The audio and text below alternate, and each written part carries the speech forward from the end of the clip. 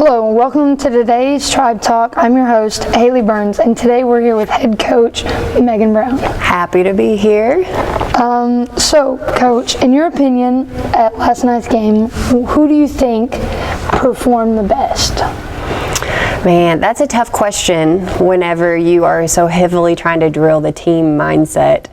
I will say that I think Newt, or Brooklyn Milton, had her strongest game yet. A sophomore coming in off the bench. She really had some strong hits, and she got her first good, hard, solid block she was really excited about. We were all really excited about. Peyton Dlugosh had some good blocks up there at the net, too. She had one. Mayflower had some really strong, powerful hitters, and Peyton had one solid block. I mean, it was one of those that just echoes in the gym, and it bounced off the floor on the other side. And I think I myself was jumping up and down, just really excited for her. Nevaeh is really becoming Nevaeh Danver, becoming a leader on the floor, getting more vocal, and as she's figuring out the game. And she has this way I like to tease her about just being super lucky. Like, it doesn't matter how she touches the ball. Like, it's going to be this crazy save or dig, and it's going to find its way over the net. I don't know how she does it, but I'm glad it happens. Harley on the back row, Harley Wicker and Clara Hampton and Chloe Chamberlain. They all had some amazing digs. One in particular sticks out from Harley, just an incredible outside hit by Mayflower, and one of those that you expect to see bounce off the floor, and all of a sudden Harley is right there, and it was amazing. We had Haley Burns actually step in on the varsity floor for the first time for the season, and she did a good job filling that gap. Kristen Vaughn is a leader on the floor as well. She is my senior outside hitter. She had found some really good tips and found some really good holes in the game. And then, of course, our setter, Addie Harden, she's still learning that 5-1, and she's a hustler. She gets all over the floor where she needs to be. She also had one little dump that comes to mind right over the net and perfectly down into a hole. What I loved most about that one was it was right after Addie missed a serve, and so I always tell the girls focus on the next point, and so I loved that she missed that opportunity with the serve, and then she's like, oh yeah, watch this, and then just tipped it right over and got that point back. That's always great to hear, the players stepping up their game. We do have a specific question. How is it going for your girls running that new 5-1 setup?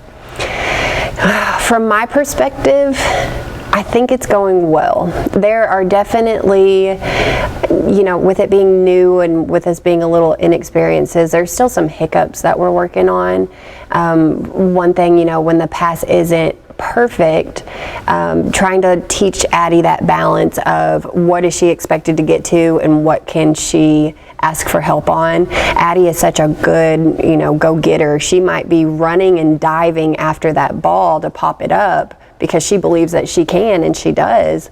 Whereas we might have a hitter who's right there who can also set the ball, and the ball's coming right to them. And so finding that balance of when is it okay to ask for help? Like, when is it okay to know our better option is for me not to do it?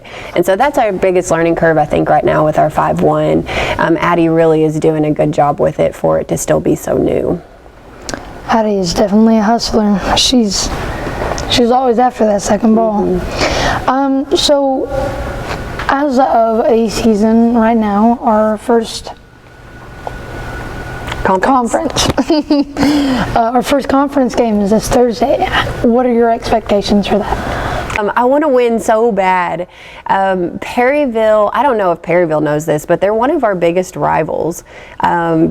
We've had some interactions in the past that tend to happen between teams that help lead to that rivalry.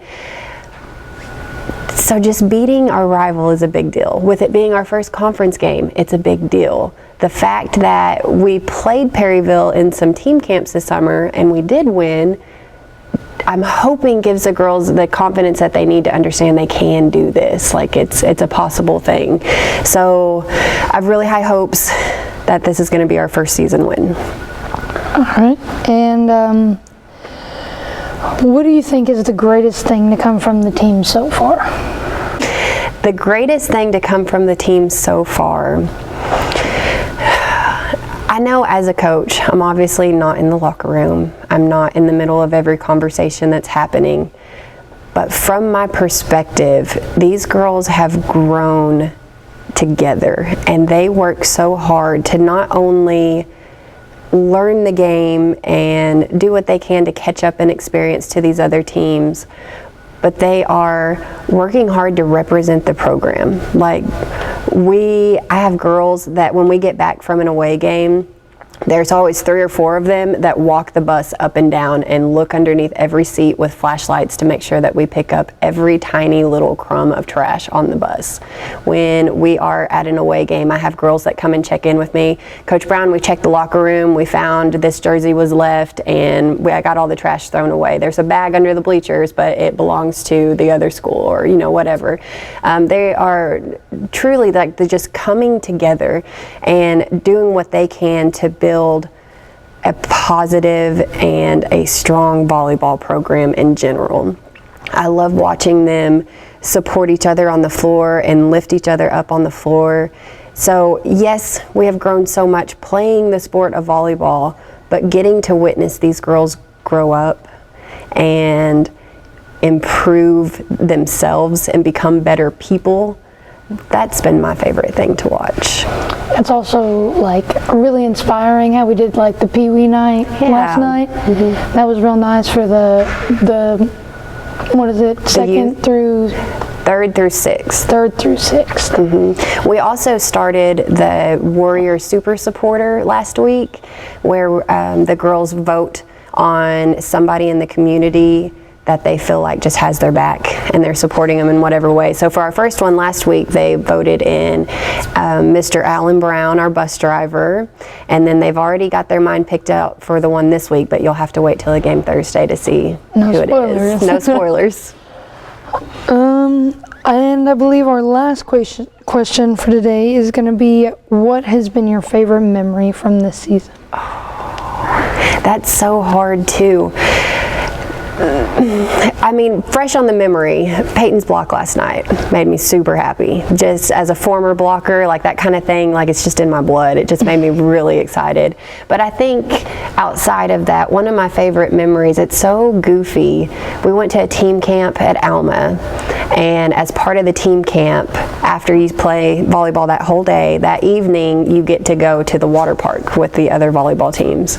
And my girls were playing in the kids area, like concrete grounds and tubes of water that are like spraying in, and being volleyball players, they are like running and diving on the concrete through these water sprinklers basically, and I thought they were crazy. I just knew it was gonna hurt or whatever, but they were just dying laughing and posing coming through as they're sliding across the wet concrete, and just seeing them have so much fun sliding through there, it's just like etched in my memory. And then of course Ava Tate winning the belly flop contest. Oh yeah, that was big. She got one ice cream for that, and she was like, do I get the double or nothing? I remember she was very, very proud. Very competitive. Her whole body was bright red from how hard she hit the water. But I believe that wraps up today's show. So thank you so much for your time. Thank you, we'll Haley. see you next week. All right.